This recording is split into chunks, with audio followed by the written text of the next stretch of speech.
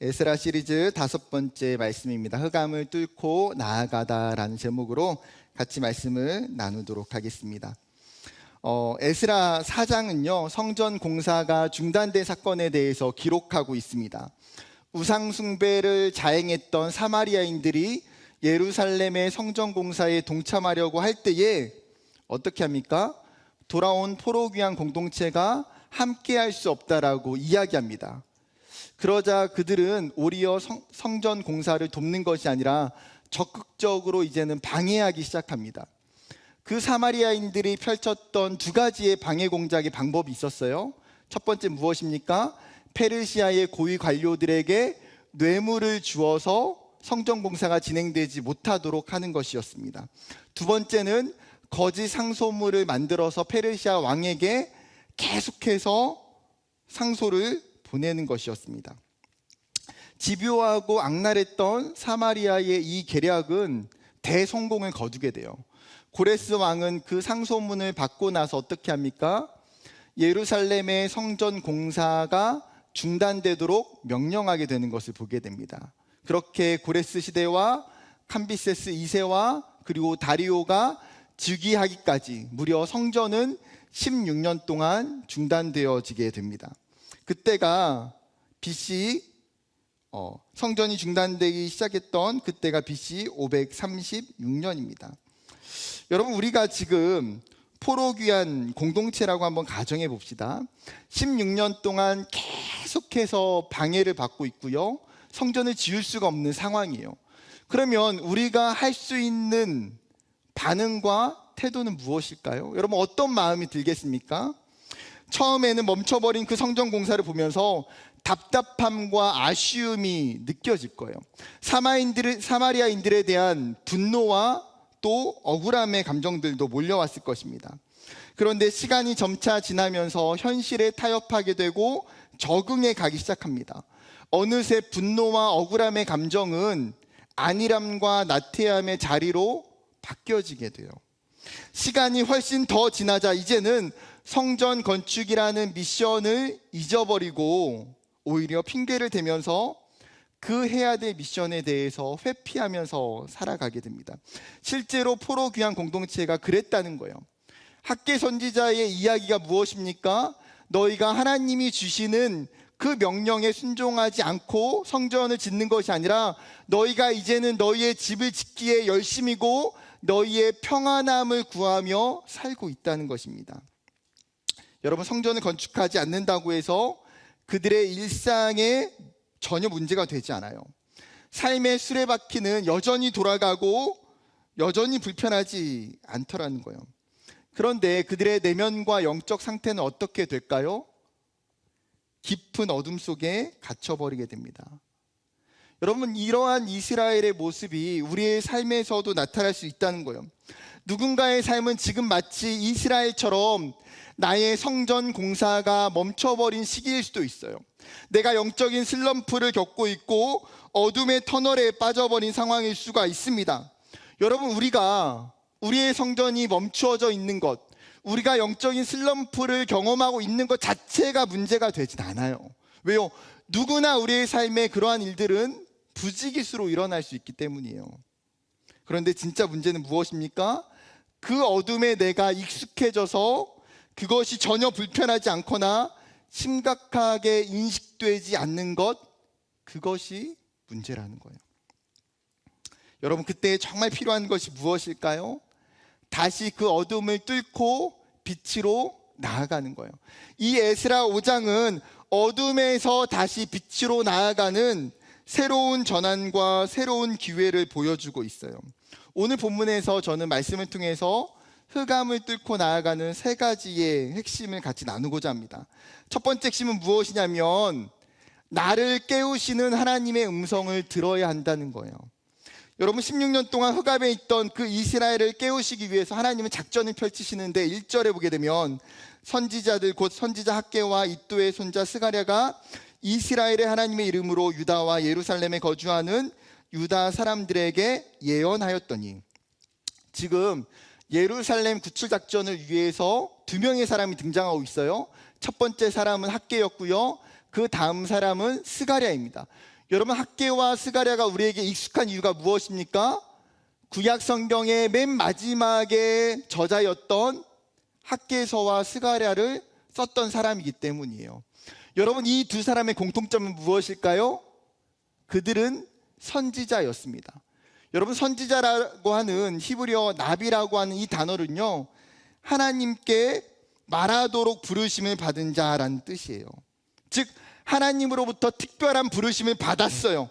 하나님의 영적인 권위에 의지하여서 하나님의 말씀을, 하나님의 계시를 대언하는 사람이 선지자라는 것이죠. 여러분, 어쩌면 선지자는 일종의 살아있는 하나님의 블루투스 스피커 같은 존재예요. 여러분, 블루투스 스피커가, 그 스피커 자체는 어떻습니까? 아무런 메시지를 전할 수 있는 힘이 그 안에는 없어요. 자동적으로 노래가 틀어지지 않아요. 여러분, 핸드폰에서 오디오에서 나오는 그 노래와 메시지를 전달하는 거예요. 즉, 선지자의 메시지는 스피커 자체가 아니라 하나님으로부터 온다라는 거예요. 이들은 제사장처럼 모든 시대에 존재하는 것이 아니었습니다.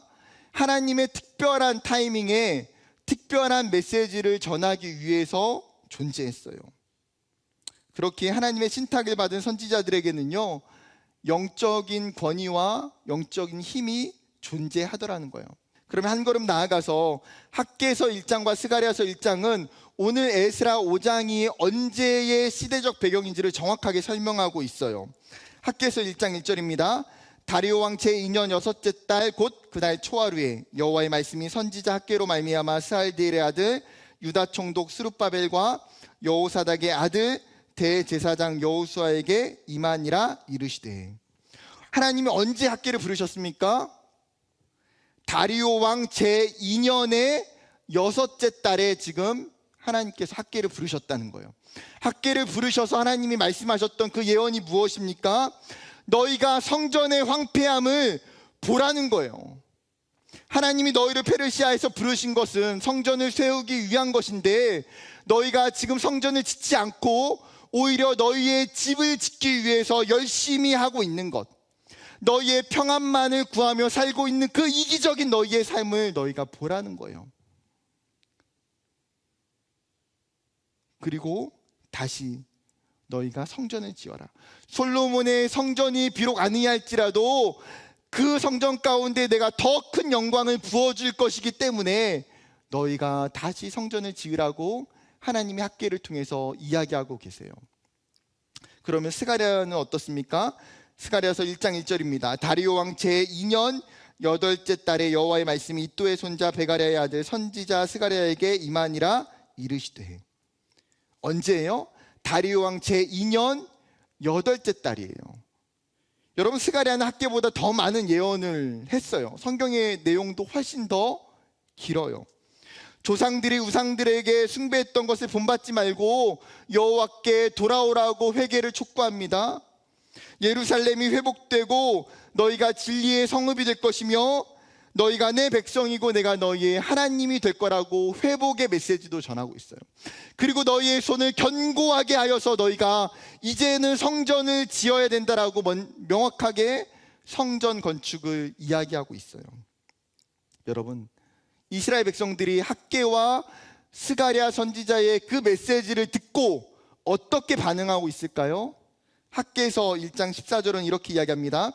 여호와께서 스알디엘의 아들 유다 총독 스룹바벨의 마음과 여호사닥의 아들 대제사장 여호수아의 마음과 남은 모든 백성의 마음을 감동시키매 그들이 와서 만군의 여호와 그들의 하나님의 전 공사를 하였으니. 여러분, 생각해 보세요. 며칠 전까지만 해도 무너진 성전을 보면서 예루살렘 사람들은 아무런 감흥이 없었어요. 언제쯤 성전 공사를 다시 시작해야겠다라는 계획도 없었어요. 16년 동안 그들은 그 어떤 시도도 하지도 않았어요. 그런데 하루아침에 어떻게 그들의 마음과 태도가 지금 완전히 달라져서 성전 공사를 하고 있더라는 거예요. 여러분, 이런 거죠. 배우자가 16년 동안 같이 살고 있는데 백수예요. 16년 동안 일을 한 번도 하루도 나가서 해본 적이 없어요. 그런데 16년이 지난 어느 날 갑자기 집을 나가서 회사를 출근해서 일을 하기 시작하는 거예요. 우리 집 아이가 있는데 16년 동안 공부라는 것은 하루도 한 번도 해본 적이 없어요. 그런데 16년 만에 드디어 책상에 앉아서 공부라는 것을 하기 시작하는 거예요. 여러분, 옛날 어른들이 사람이 갑자기 변하면 어떻게 된다고 이야기합니까? 죽는다 이야기, 죽는다. 이 미쳐서 변했다 이렇게 이야기해요. 즉 사람은 변하지 않아요. 여러분, 하루아침도 아니고 16년의 시간 동안 안 변한 거는 변할 수가 없는 일이에요. 그것이 정상이에요.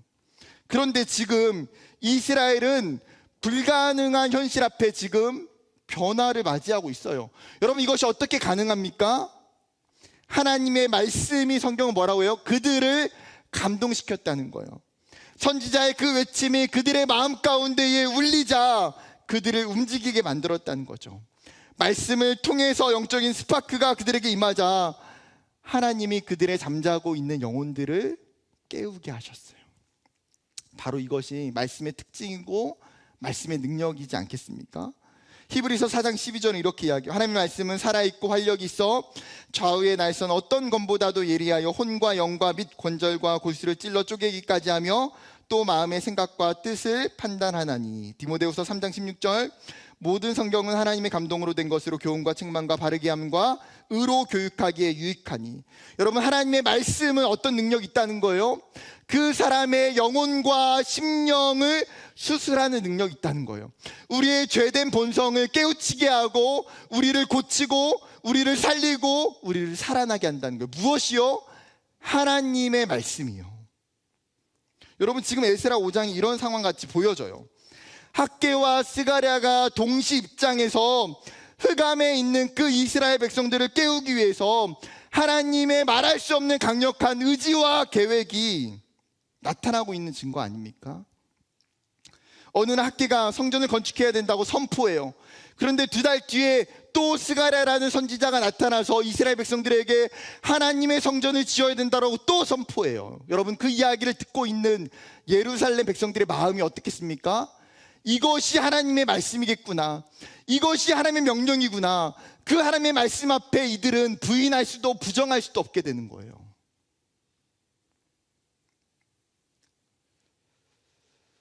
여러분, 중요한 것은 이스라엘을 대하시는 이 하나님의 방식이 우리에게도 동일하다는 거예요.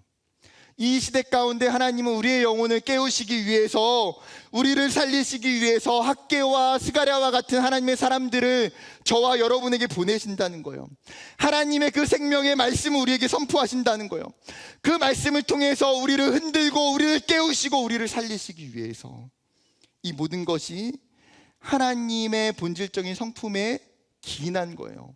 하나님이 너무나 우리를 사랑하시기 때문에 우리를 결코 흑암에 내버려 두실 수 없기 때문에, 하나님의 그 열심이 우리의 무너진 성전을 포기할 수 없으시기 때문에, 우리의 열심과 우리의 열정 때문에 하나님이 선지자들을 우리에게 보내주시는 것이 아니라는 거예요. 여러분, 이것이 우리에게 어쩌면 큰 소망이고 위로가 돼요. 하나님이 하나님의 사랑과 열심으로 나에게 찾아오시고 흑암에 있는 나를 깨우시는구나. 여러분, 하나님께서 여러분의 인생 가운데에 학개를, 또 스가랴를, 그래도 그 영혼이 깨어나지 않는다면 이사야를, 에레미야를 계속해서 하나님 분명히 보내실 거예요. 어떤 면에서 여러분, 하나님의 인력이 낭비되지 않도록 어떻게 해야 됩니까? 빨리 정신을 차려야 돼요.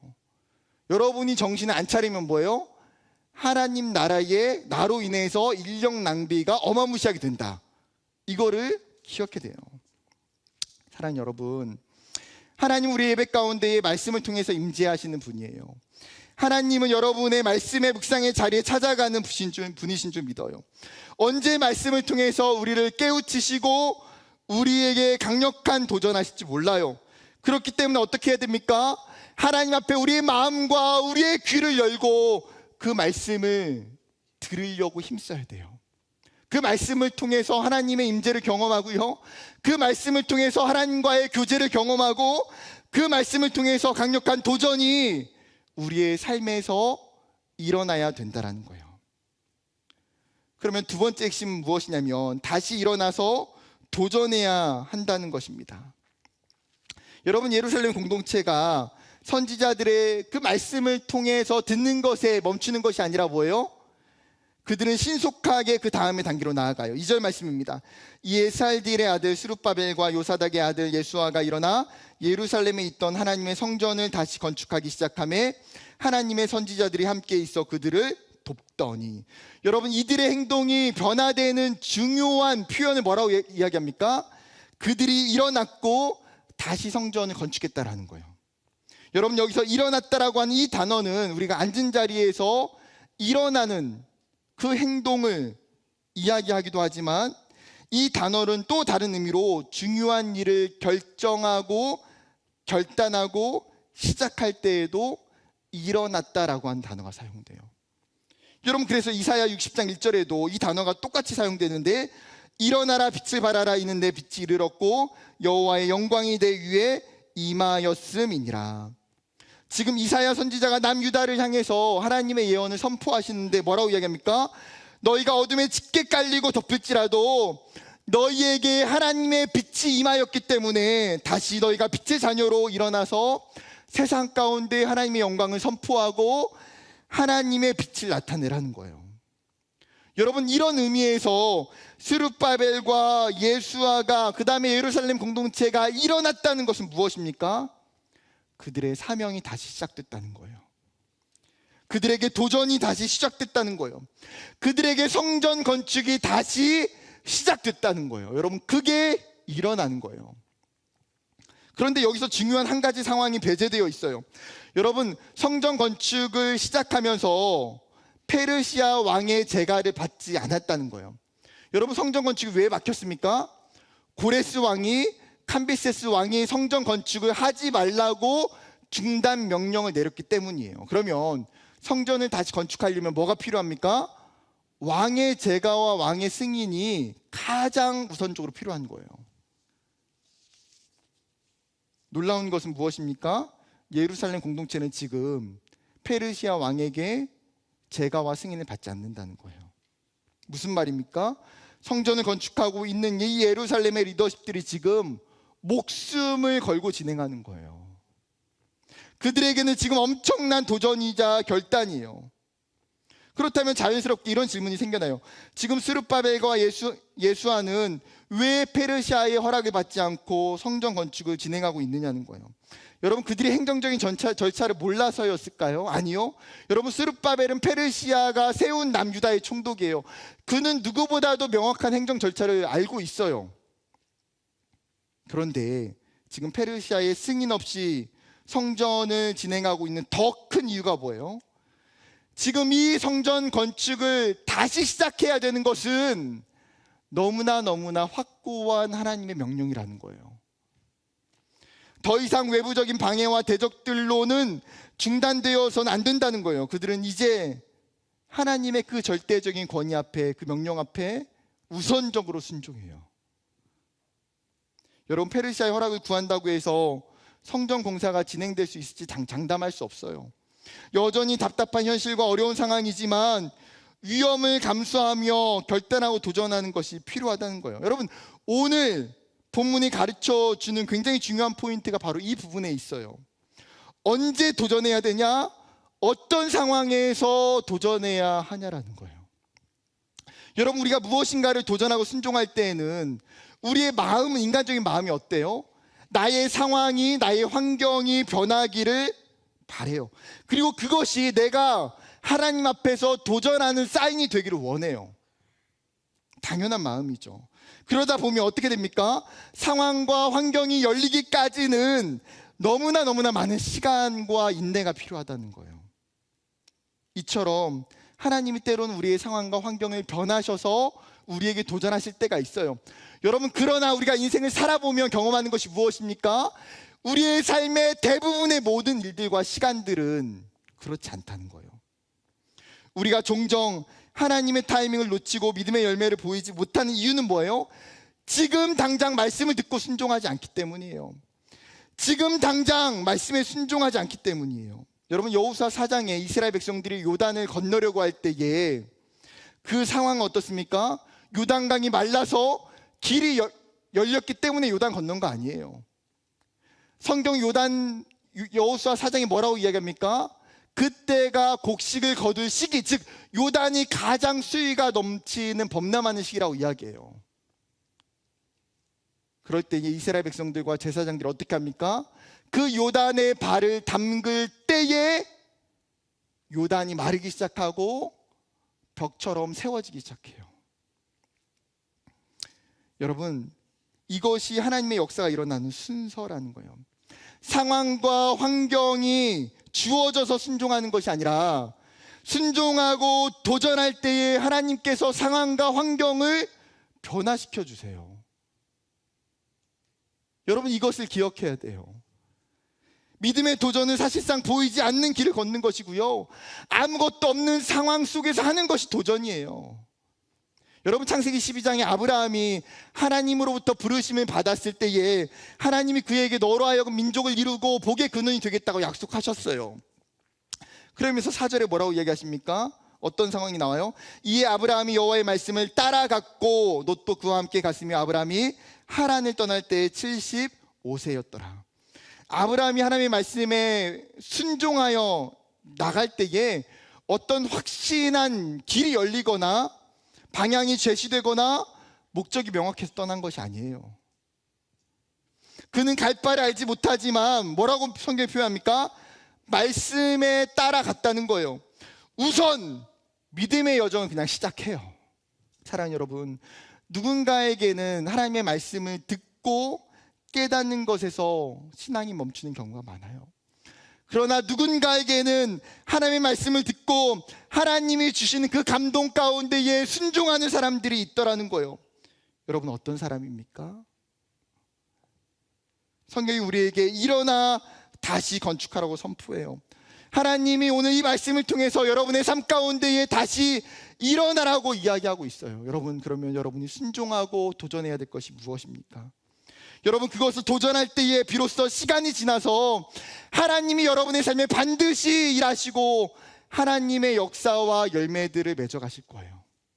여러분, 우리의 삶에 그 도전과 순종이 있기를 주님의 이름으로 축복합니다. 마지막 세 번째 핵심은 믿음으로 무장해야 된다는 거예요. 여러분, 성전 건축이 시작될 때에 그 소식이 페르시아에게 들리게 돼요. 당연히 이 성전 건축을 방해하기 위해서 새로운 대적자와 방해자가 나타납니다. 3절 말씀, 그때 유브라데강 건너편 총독 다뜨네와 스달보스네와 그들의 동관들이 다 나와 그들에게 이르되 누가 너에게 명령하여 이 성전을 건축하고 이 성곽을 마치게 하였느냐 하기로. 여러분, 3절을 대표하는 사람이 누굽니까? 다뜨네라고 하는 사람이에요. 유브라데강 서쪽을 관장하는 사람, 즉 남유다 지역도 그의 관할 속에 있는 지역이에요. 여러분, 이 에스라 5장의 시간적 배경이 뭐냐면 아까 이야기했던 것처럼 다리오 왕이 재위할 때 제2년이에요. 왕의 통치 초기죠.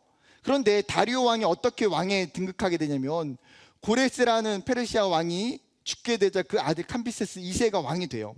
근데 캄비세스 2세가 서쪽 편을 더 확장하기 위해서 애굽으로 전쟁의 원정길을 떠나요. 전쟁의 원정길을 떠나면서 그에게 가장 위협이 되는 자신의 친동생을 죽이고 떠나요. 그런데 그 원정길을 떠나는 그 가운데에 페르시아 왕궁에서 사제였던 가우마타라고 하는 사람이 반란을 일으켜요. 캄비세스가 그 소식을 듣고 급하게 돌아오는데 모든 기회를 잃었다는 그 상실감과 두려움에 자살하게 돼요. 그런데 캄비세스에게는요, 후사가 없었어요. 그때에 이 반란을 제압했던 사람이 누구냐면 다리오예요. 그래서 다리오가 캄비세스를 이어서 왕이 되는 거예요. 여러분, 후사가 없는 상황에서 왕이 죽게 되자 페르시아의 수많은 속주국에서 어떤 일들이 일어났겠습니까? 반란과 폭동이 일어나게 돼요. 그래서 역사의 한 기록은 제국 전역에 소유와 반란이 일어났는데 한 해에 19번의 전쟁이 있었다라고 기록하고 있어요. 여러분, 지금 제가 왜 이야기를 하고 있냐면 다뜨네가 예루살렘에 와서 지금 성전 건축을 조사하면서 이 조사하고 있는 배경을 어떤 관점에서 보고 있을까요? 단순히 종교적인 성전을 짓는다라고 믿으면서 왔을까요? 아니라는 거예요. 지금 예루살렘에서 벌어지고 있는 성전 건축이 혹여나 정치적인 반란의 일환이 되지 않을까 우려하는 마음속에 그것을 시찰하고자 직접 예루살렘에 왔다는 거예요.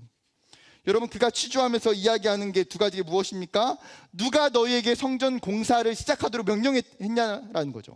즉 지금 페르시아에서는 성전 건축을 허락한 사람이 없다는 거예요.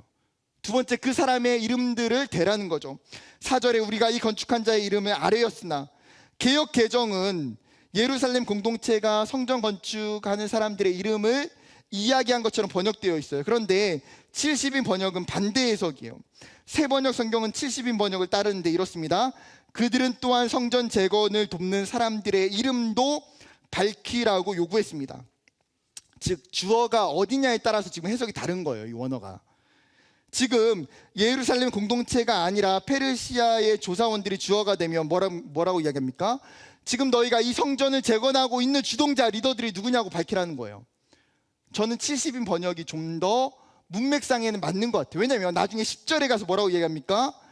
우리가 그 우두머리들의 이름을 적어내라고 왕에게 아뢰고자 하여 이름을 물었다라고 기록해요. 그리고 이름을 알려줬다면 지금 그 후반에 6절부터 그 뒤에 나온 거에 보고서예요. 왕에게 보낸. 그러면 이름을 적는 게 정상입니까? 아닙니까? 이름을 가르쳐줬으면 적는 게 정상이에요. 그런데 닷드네와 스룹바벨이 지금 이야기하는 게 무엇입니까? 11절이에요. 그들은 우리에게 대답하여 이르기를 우리는 천지의 하나님의 종이라 예전에 건축되었던 성전을 우리가 다시 건축하노라. 이에 본래 이스라엘의 큰 왕이 건축하여 완공한 것이 있었으나. 여러분, 지금 닷드네가 조사하고 있는 이 상황은 예루살렘 공동체의 엄청난 위기고 위협이 되는 상황이에요. 어쩌면 잘못하면 목숨을 잃을 수 있는 상황. 예루살렘 모든 공동체가 전쟁이 벌어질 수 있는 상황이에요. 그런데 그들은 뭐라고 이야기합니까? 성전 건축을 지시한 게 학개도 스가랴도 아니라는 거예요. 스룹바벨도 예수아도 아니라는 거예요. 그러면 누가 했냐라는 거죠. 우리가 이 성전을 건축하는 것은 여호와 하나님의 명령이다. 뭐라고 표현할까? 우리는 천지의 하나님의 종이라. 즉 우리의 이스라엘의 정체성은 우리는 어떤 종이에요? 페르시아의 종이 아니라 우리는 오직 여호와 하나님의 종이라는 거예요. 그렇기 때문에 하나님의 명령을 받아서 하나님이 예전에 솔로몬을 통해서 건축했던 그 성전을 우리가 다시 건축하는 것뿐이라는 거예요. 여러분, 성전 건축을 멈췄을 때의 이스라엘과 성전 건축을 지금 다시 시작하고 있는 이스라엘은 완전히 다른 모습이에요. 이 차이가 뭡니까? 뭐가 달라요? 하나님에 대한 믿음이에요. 그들은 지금 하나님에 대한 절대적인 믿음으로 성전을 건축하고 있는 거예요. 그렇다면 여러분, 이스라엘이 단순히 성전 건축에 대한 믿음이, 하나님에 대한 믿음이 없어서 건축이 중단되었습니까? 그렇지 않아요. 성전 건축이 중단되어져 있는 그때에도 그들에게는 믿음은 있었어요. 그러나 에스라 4장의 이스라엘의 백성들이 가지고 있는 그 믿음과 오늘 에스라서 5장에서 그들이 보여주고 있는 이 믿음은 분명히 다르다는 거예요. 여러분, 우리가 세상 살면서 믿음이 없지 않아요. 여러분, 우리가 예수님도 알고 하나님도 다 알고 믿음 가운데 살려고 다 노력하잖아요. 고난이 오고 우리를 멈춰 세우는 수많은 유혹과 시험 속에서도 우리는 사실 믿음이 있어요. 그런데 하나님을 향한 그 믿음이 완전하지 않고 강하지 않는다면 어떻게 됩니까? 우리가 흑암에 갇히게 되는 거예요. 우리가 두려움에 갇히게 되는 거예요. 우리가 세상 가운데 실패하게 되는 거예요. 하나님이 오늘 본문을 통해서 우리에게 이야기하시는 게 뭐예요? 너희에게 이 믿음이 있느냐는 거예요.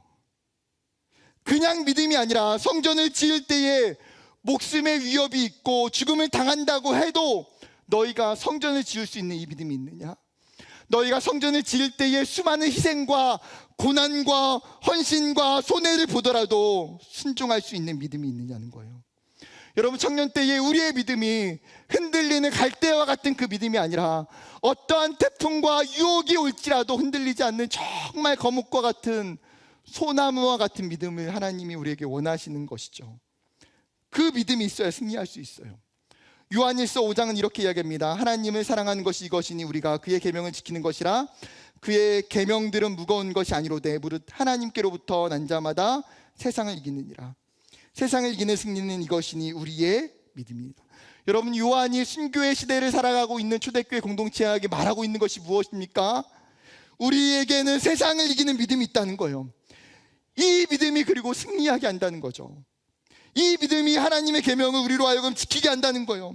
성경은 끊임없이 우리에게 말하는 것이 무엇입니까? 너희가 믿음을 가지라는 거예요. 믿음을 가져라. 사랑하는 청년 여러분, 우리가 세상에서 왜 실패합니까? 우리가 세상에서 왜 낙심하고 왜 좌절하고 왜 포기합니까?